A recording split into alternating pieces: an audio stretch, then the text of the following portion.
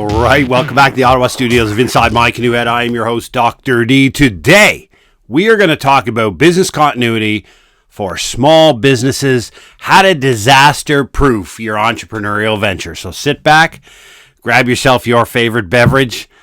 Let's get at it. All right, thank you very much, everybody. I love the feedback you keep giving us, your comments, your YouTube notes, everything that we get back on the last video from preparedness and evacuations. How do I do evacuations? How do we set this up for my family? Because that's the whole goal, right? To provide actionable and real information that you and your family and your small business can use. Not these checklists and ridiculous items that come out of, some of the prepper channels and out of some of these businesses and government organizations will give you a long checklist, and I've looked at them all, and none of them actually lead to better post-event outcomes. None of them actually help you do what you're trying to do, when in fact, it's an incredibly chaotic experience. So hopefully you enjoyed that. Hopefully you found something useful in that last podcast. So today we want to have kind of a similar discussion, but move it over to small businesses, right? So you're a small business owner. You're a solo entrepreneur, whether you have a side gig, or guess what? You work at a business. One of those three things is probably true. Now, according to Statistics Canada, 17 million Canadians had some role in the cyber gig economy, and 871,000 actually earn 100% of their income from the gig economy. Now, that means when we talk about gig economy, we're referring to, some people call them side hustles, right? So maybe you drive for DoorDash. Maybe you drive for Uber. Maybe you run Skip the Dishes around. Maybe you have a Etsy store. Maybe you sell some stuff on Facebook Marketplace. Maybe you provide consulting or painting training. Maybe you train people how to paint. Whatever you might do online through a service provider to provide some type of education or something that people can use, that's the gig economy. It's also what's referred to as precarious employment. Now, precarious employment simply means that you're not in a standard framework job. You know, the type of job that simply says, come to work 9 to 5, here's a salary, here's benefits, and if the business survives and you survive, in 40 years you might have a defined pension plan. Those are rare. That was the previous American dream. And if you look at my Substack and go back, I've written on the problem about the previous American dream that people are trying to replicate in today's economic world, where the economic engine and the design of our structure of the economy no longer supports the idea that you will have a single job, work 40 years, have a pension and benefits. That world existed in your grandparents' time. It doesn't exist now. There's a new American dream, and I've got some great work out on Substack about that. Go look under Jeff Donaldson. But when we're talking about the business survival, it's important because you either own the thing or you work for the thing. And if you work for the thing, it's pretty important for you to consider what might happen to cause this thing to go bye-bye and close down. And we saw this in the pandemic. Wonderful people doing great jobs for healthy companies got fired in the pandemic because they did nothing wrong. The business just shuttered, right? So why weren't the businesses ready? Why did so many businesses either collapse, shut down, or needed a massive amount of government intervention? In Canada, we called it the CEBA loans, which were loans that gave you, say, $80,000 loan.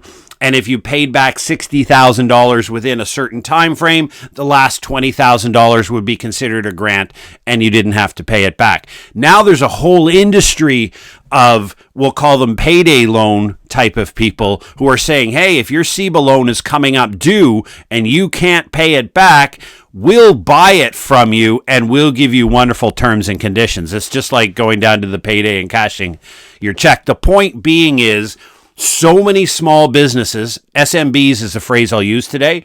SMB means small, medium business. There were so many small businesses that did poorly in the pandemic, surprising a great number of people, and there were a few that did exceptionally well, like went vertical in their revenue and their top line and bottom line revenue models and profit models in the pandemic. So we need to understand why they did well, and then we need to understand what are the things that you can do to better help your business. We also want to discuss the role of AI, the role of artificial intelligence in this series. Now, when we talk about the phrase business continuity, think of it through a lens of business continuity is preparedness for businesses. So business continuity through the ISO standard, the International Standards Organization, that you can get a certification on, basically means that you are going to look at the risks, the operations of your business. You're going to look at the risks that your business face with. And then what you're going to do is you're going to come up with a major set of risks that you think are important. You're going to come up with strategies to get your main lines of business back up, your return to operations or RTOs, your business back up and running because of the disruption. And then you're going to have exercises and training to teach people how to do this. Now, business continuity is a freaking industry, right? There is a massive number of consultants out there who create these wonderful color-coded plans that I don't have an exact book here, but say they come out like a book and they sit on your shelf and they reach compliance. A lot of the business continuity industry is geared towards meeting the regulatory framework requirements. So depending on the industry you're in and depending on the set of regulations that govern it in the United States, Canada, Europe, etc., ISO standards for business continuity are a requirement, right? So you have to prove to the regulator that you have a business continuity framework in, that it has been tested, that it has been exercised, etc. So there's a whole, I won't call them vultures, but there's a whole industry of business continuity professionals that come along and do that. They provide this training and education to the business. You got to ask yourself, has your small business or you as a small business owner ever actually engaged a risk management professional or a business continuity professional to have an outside holistic look at your business to say, hey, there's a series of risks here that you may not be aware of that if they're realized could probably collapse. Recent data from FEMA says 40% of businesses don't survive a disaster. Now, that could be a political, an economic, or a natural disaster. It just doesn't have to be a flood. But FEMA looks at it that 40% of businesses don't survive after a disaster, and 25 of the SMBs that do, 25% of them, don't survive past the first year. So you're looking at over 50% of businesses affected by disaster will not survive after 1 year. That's half. That's half of all people who are employed in the gig economy are not going to be employed in the gig economy in their current role if a disaster was to occur. I don't know what more people can say to, hey, this is something we should consider. This is something we need to look at. This is something that matters, right? It should matter to you and it should matter to your employer. It's about having that discussion, right? It's about raising the issue of saying, hey, the pandemic was uncomfortable. Maybe you work for a company that started after the pandemic. You were resurrected, whatever it may be. The CEBA loan or the government loan kept you going. Maybe you can have that conversation with your employer to say, what does our world look like when a disaster happens? What is your intent? Do you intend to rebuild? If you rebuild, am I and the other employees part of this rebuilding strategy? Are you going to pay us a salary while we're rebuilding the business, or are we going to get furloughed and laid off until the business is set to reopen? Because you need to consider that, right? Remember the roadmap to resilient we talked about and you having a trifecta of preparedness plans? One of those plans is, what do you do when you're fired, right? It's up to you to have a robust strategy for exactly what you intend to do when you get fired, because every one of us will leave the job. You'll either die, quit, retire, or you'll be fired, right? Hopefully you end the current employment on your terms, but that's not necessarily always the case. So if your employer has a strategy that doesn't involve you after disaster, then that's something you should probably know. Or you can provide some input, you can provide some suggestions.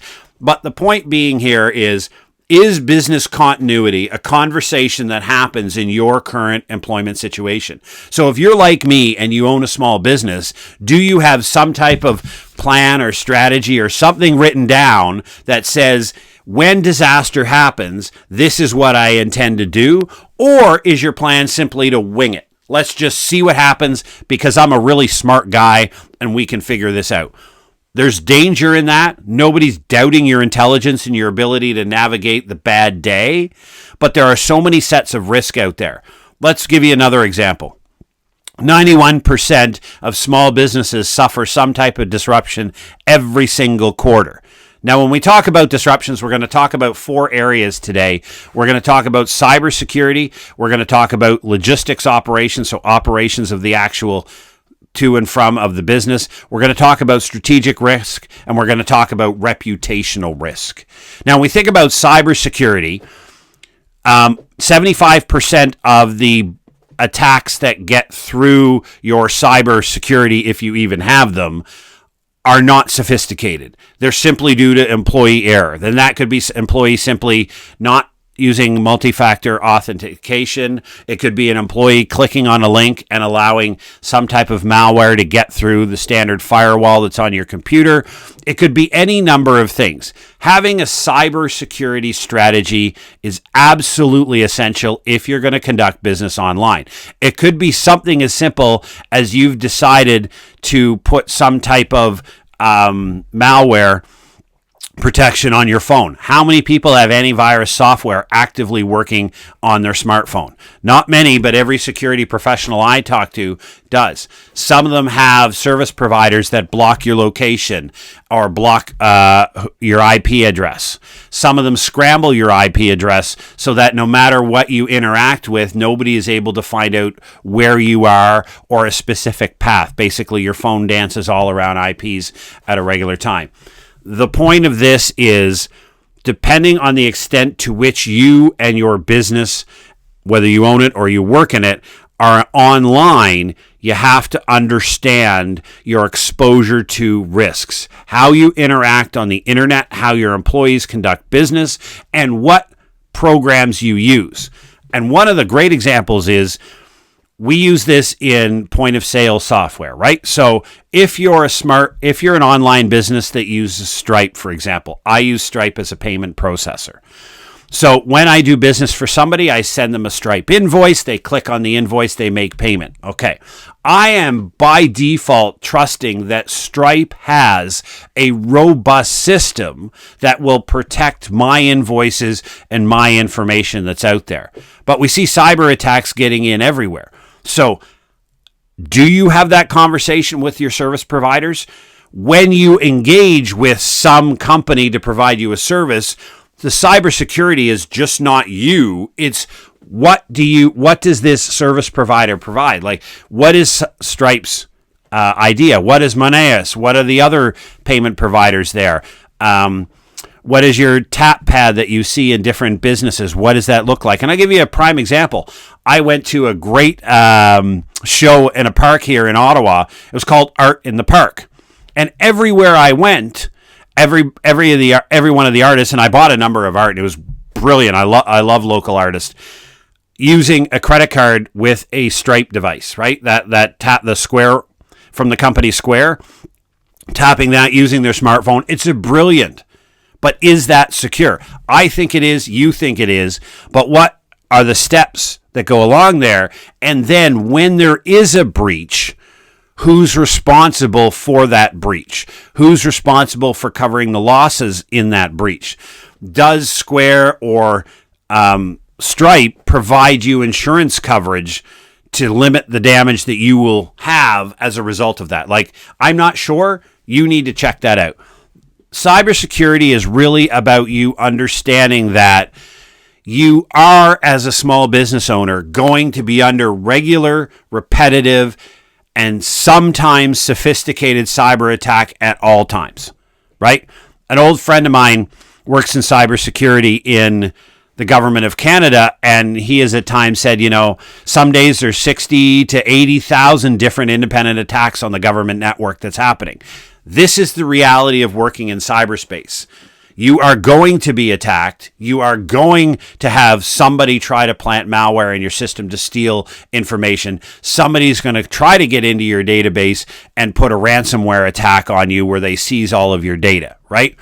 Business continuity plans look at this. What's your risk? Where's your risk?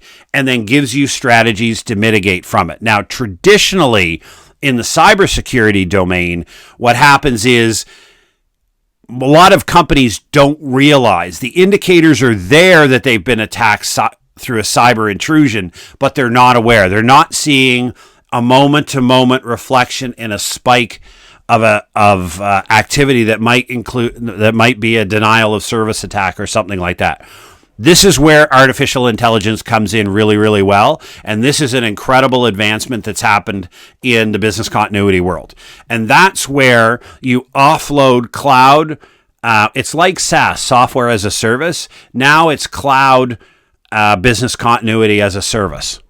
BCAS, as they're calling it. And it basically means, I'll use an example of AWS, Amazon Web Services, have the ability to offload your cybersecurity, your business continuity analysis onto them, where you get a real-time dashboard of cyber activity at your website, and it can, by using historical data patterns, it can be up to 70% better than a human eye looking at immediate activity, saying, we see this, we believe it's consistent with a denial of service attack. Here are the immediate things you need to do, right? They also segregate your data, so if you are attacked with ransomware and you lose access to your data, you have an automated separate backup that you can just restart your business and ignore the ransomware people. They also have the ability to reroute traffic if they see some spikes in activity that are suspicious. All of these things that used to require an in-house IT department that is often fairly expensive, you can now offload to artificial intelligence generated with large corporations that will do this on a subscription service. Now, it's not free, obviously, but it is far more cost effective than you trying to hire a human to sit there and stare at a bunch of data, because they're not staring at it 24/7, right? Because remember, denial of service attacks and various different attacks can come in at any time of day when none of you or your employees are sitting there. They're just sitting back at home having a cup of coffee watching a hockey game. So who doesn't love hockey, right? So the idea behind this is, if you look at artificial intelligence, is also able to modernize and do your business continuity documentation for you. So if you have to produce what's called a BIA, a business impact analysis, which is part of the regulatory framework for business continuity, AI can do it for you. AI can look at your lines of business, access the information it needs, generate the BIA, generate the risk matrix, generate the risk reports, and generate the strategies. All the documents that would encompass a regulatory submission can be generated in a couple of minutes using AI, greatly reducing the amount of work that people in your business have to do on the formal business continuity side. Now, there's some great, it's getting near 10 years old, but there's a concept called adaptive business continuity that I want to make sure I touch here on. And it's related to cyber, but it's also related to all the other possible events that we're going to talk about.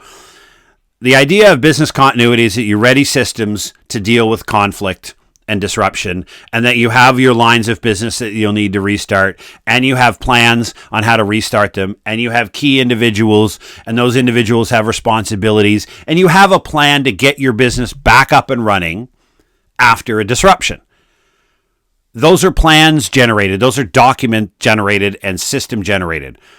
Adaptive business continuity is more about saying, I want to train people. I want to establish a small group of trusted individuals who will be given and delegated the authority to make decisions in crisis. In other words, if I'm a large employer of, say, 150 people, and I have a top line business of, say, 30, 40 million a year, I employ 100 people, there's a couple people in there that I'm going to have to trust emphatically. I'm going to put them in the seat of my business continuity folks, and I'm going to train them how the business works, but I'm going to train them in a leadership perspective. I'm going to make them aware and ensure that they know that I have absolute emphatic trust in them, and that when the world goes upside down or pear-shaped, when the shizzy hits the fizzy, I'm going to trust these people to get after it and resurrect. They know what to do. They know how to do it. I'm going to get out of their way. They have the previous authority, and I'm going to let them do the work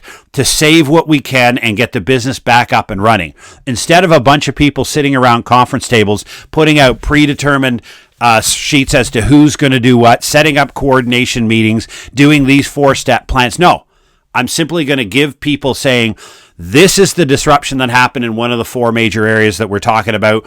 Off you go. Like, you're it. You just got a downloaded report, an immediate warning alert from AWS Cloud Business Continuity Services that said the following action is happening. This is what they recommend. You're in charge. Go do it. And tell me what's going on when you can. That's adaptive business continuity, training people to deal with calamities instead of training the team to deal with 14 different hazards. We see the same thing in disaster and emergency management. When you try to tell people that you're affected, your business or even your municipality has 14 hazards. Let's love that number. There's 14 hazards out there. If you create 14 different hazard plans, I can guarantee you now you will be utterly unsuccessful because nobody's going to be able to manage, update, modernize, and keep current 14 different hazard plans. But if I said, here's a key group of 3 people that are going to lead us through any hazard that happens, and here's what they're going to do, and they're in charge and make the decision, I have a disaster response plan for my business, which is what business continuity is. I don't have 14 different hazard-specific ones.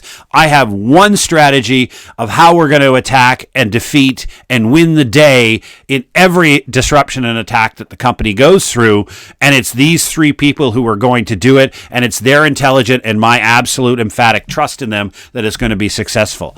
I'm very much, Mark Armour is the guy who came up with this, not me. I'm very much a fan of his work, and I support it whenever I can. It's about trusting people in successful business continuity. It's not about creating plans, policies, procedures, books, and paying huge consultants, $25,000, $30,000. Sorry about that if you're a consultant, but adaptive business continuity is far better. Leadership training will do much better than that. And you can argue with me all you want on that. But that's cybersecurity. It's a much more in-depth process, but there's a lot of AI generative tools that give you information ahead of time, give you a real-time dashboard as to what's going on in your cyber environment, and so you can make quick and rapid decisions to mitigate against the harm, because remember, you are going to get attacked. The other thing that we want to talk about is operations management.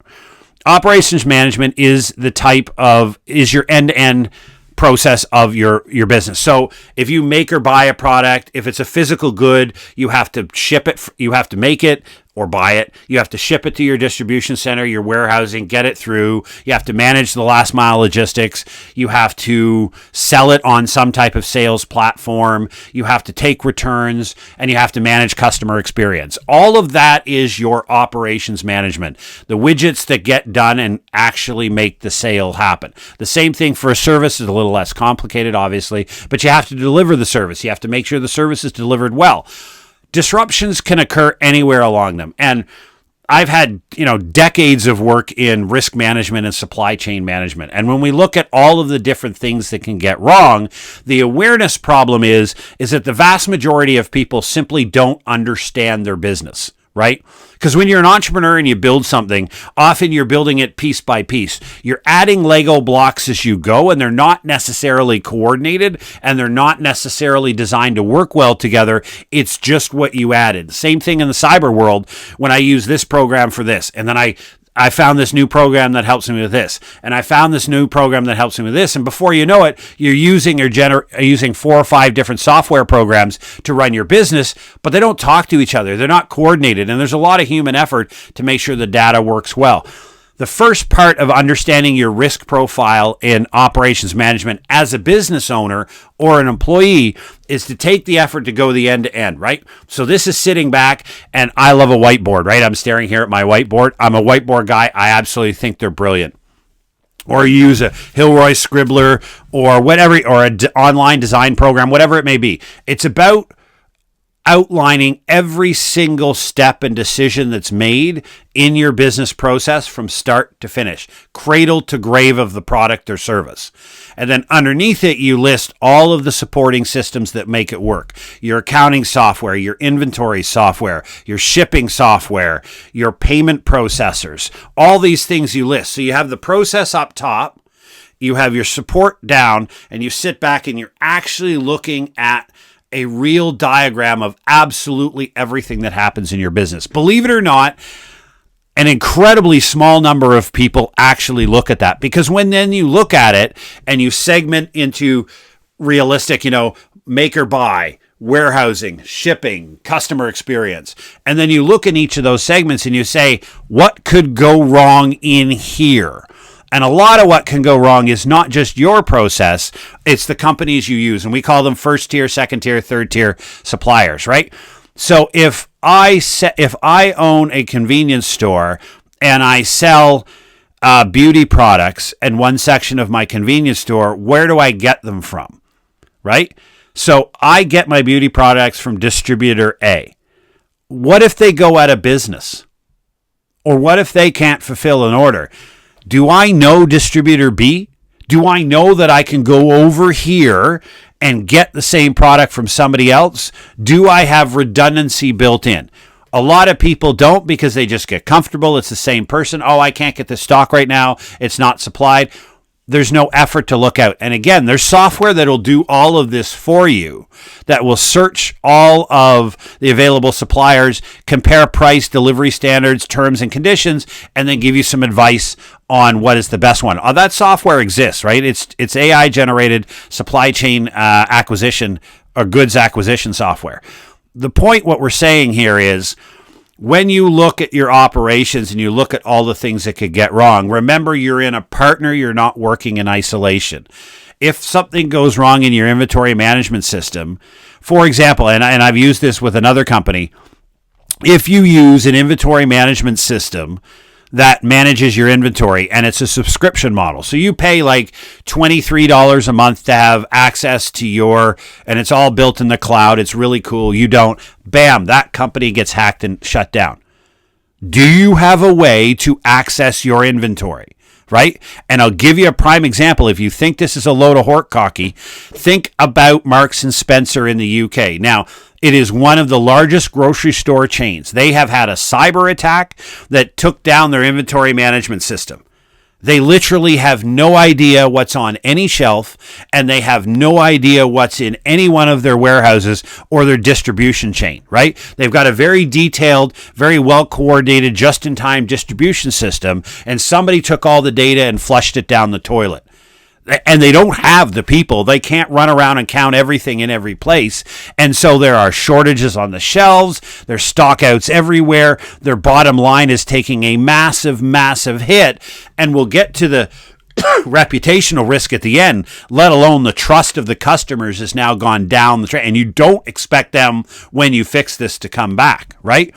So if you use a subscription service to provide a critical element of what you do in a business, you better make damn sure that you know what you're going to do when that service is removed. Because it's not just you that can get nailed with cyber attack. It's your supporting framework. It's your supporting tier system. So if you lose that key support system and it gets hacked, you better know what to do. And you better know that when your customer data gets stolen through a third-party supplier, that you can't stand up at a microphone and blame the third-party supplier. You're the damn one who hired them.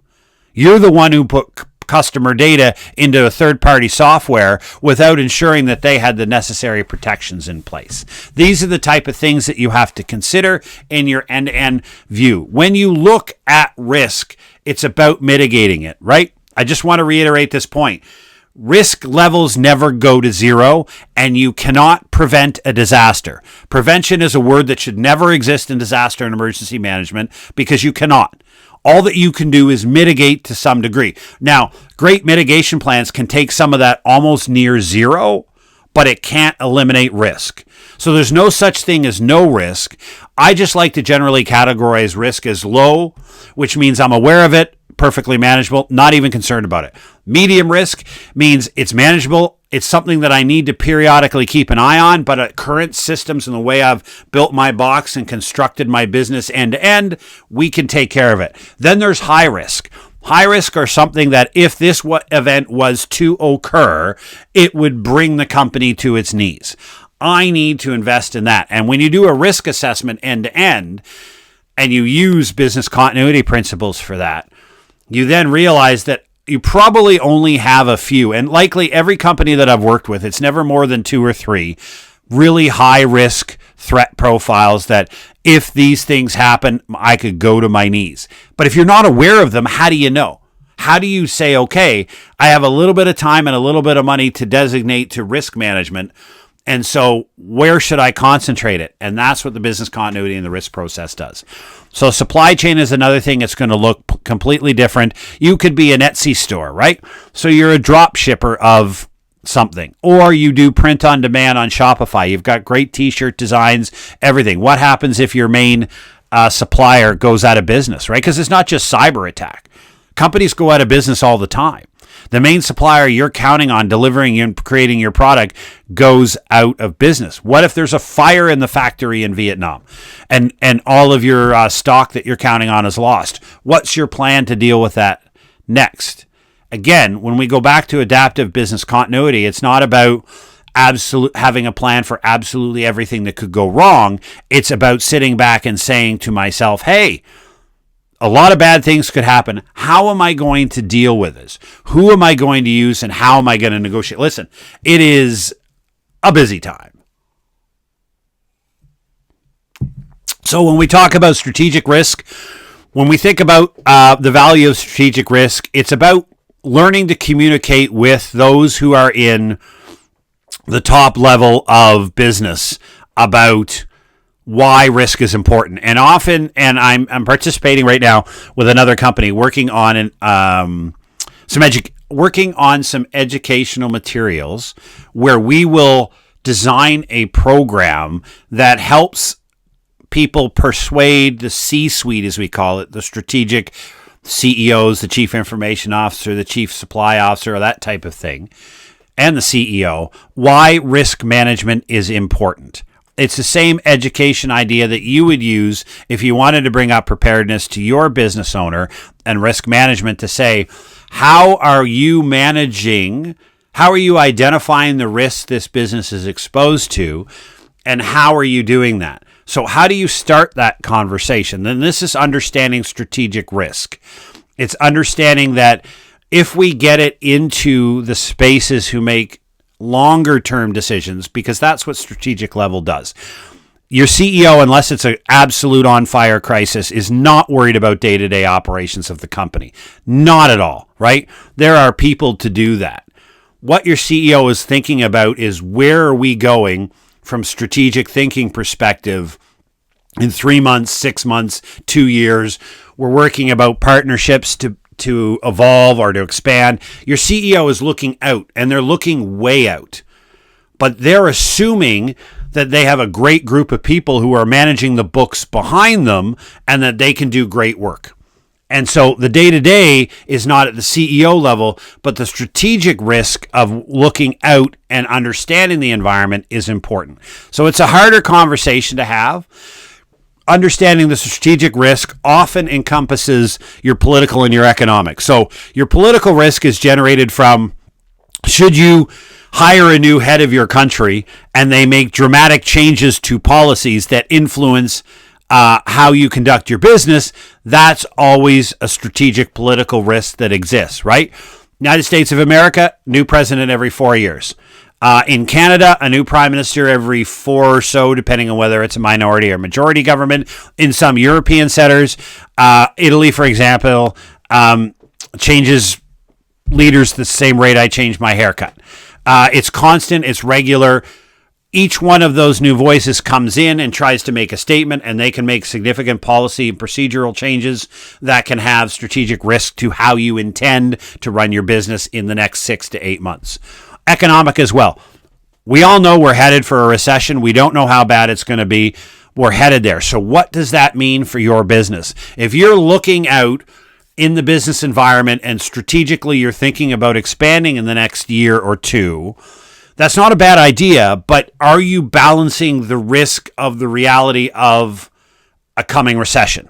So as the country moves into a recession environment, what does that look like? Your specific industry, how does recession affect it? Some recessions boost business. And I'll give you an example. It's a phrase that's often used is consumers will go down market in a recession.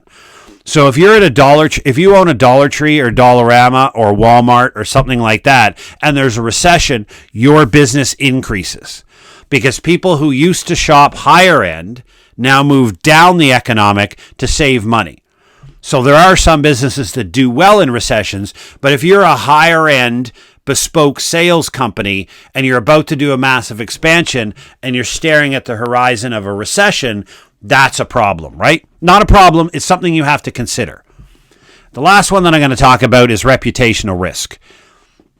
We've all seen really uncomfortable CEOs standing at microphones when it comes time to announce that something has gone really, really bad with my company and I'm trying to rescue my job and my company's reputation. Think of BP oil, think of industrial accidents, think of the company and the government people who decided to light on fire the East Palestine oil crash and things like that. Some companies do it really, really well. Some do it bad. There are some wonderful experts in crisis communication. That's not my field. My field is understanding that your reputation is not up to you. Your reputation is based upon other people's belief in your value and your consideration of them as customers. So your reputation is won or lost by how your customers will feel about you. Understanding that is how do you treat your customers? How do you navigate disruptions? So are you customer first focused? Is customer safety number one? Is what's going on with customers the most important thing when you have a disruption? Are you communicating with them clearly and early exactly what's going on and what mitigation measures? Are you taking the hit to protect your customers at all stops? Are you doing all of these things to protect your reputation? You can spend 15 years building a reputation and you can lose it in one cyber hacking event. Look, 40% of small businesses don't make it through a disaster, and 25% of them don't make it past that first year, right? They don't make it because they don't have an idea of what they're going to be able to do. They don't have any pivot strategies. They don't have communication strategies. Look at Marks and Spencer, the grocer in the UK, right?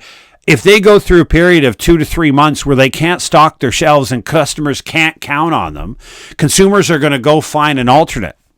They're going to go to the other grocery stores and they're going to see a place that's properly run, has consistent stocking, and they get comfortable there. And when Marks and Spencer's fixes their problem and gets everything back to normal, business statistics will tell you all of those consumers are not coming back, right?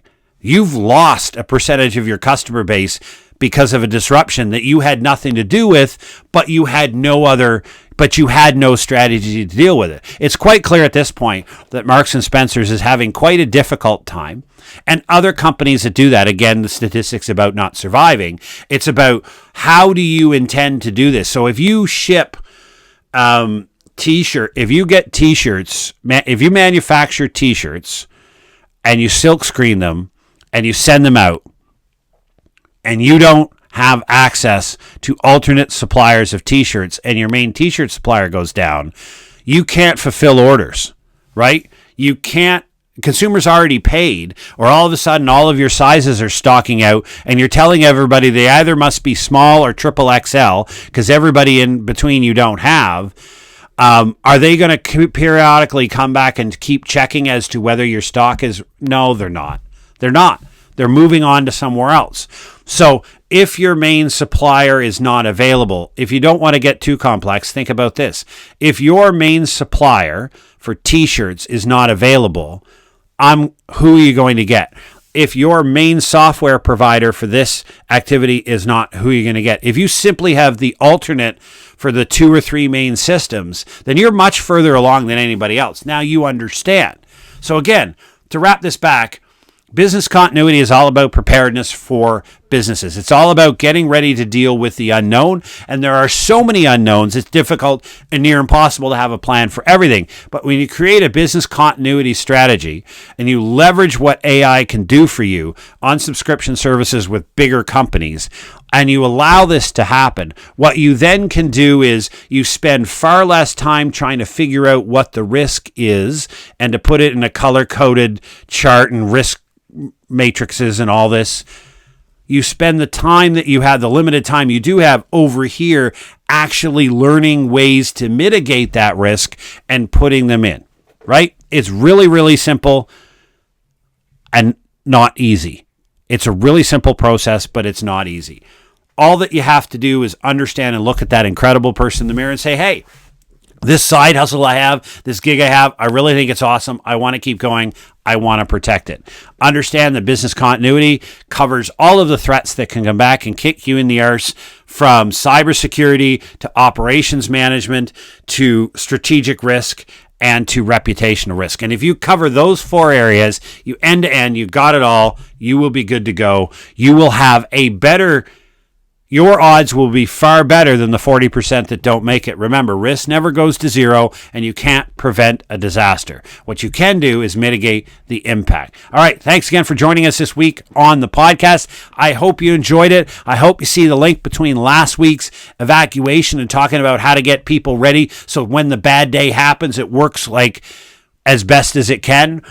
And today's business continuity discussion, when the bad day happens, it works as best as you can.